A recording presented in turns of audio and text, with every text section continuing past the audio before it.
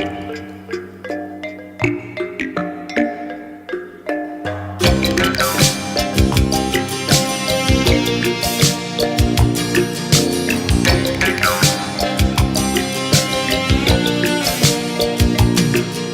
nang magkaisip ay nagisnan ko ang problema, hanggang sa kasalukuyan akin pang nakikita. Tuloy pa rin ang digmaan, kalataang kaguluhan sa Mindanao.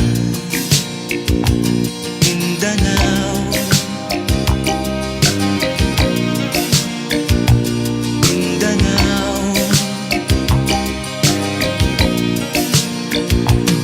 Mga mamamayan doon ay takot ang nadarama, hindi malaman kung ano ang gagawin sa kwit-kwina.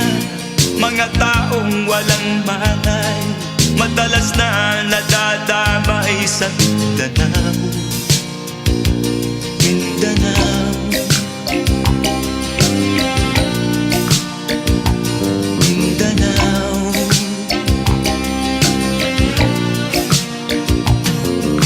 Pinoy kapwa Pinoy ang naglalaban doon sa Mindanao.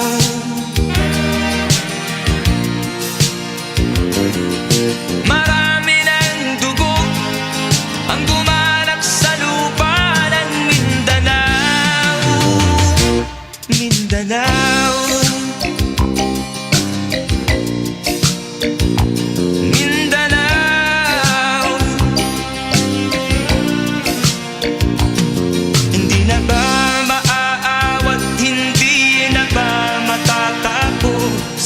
Ang solusyon ba'y digmaan sa lupang pangako?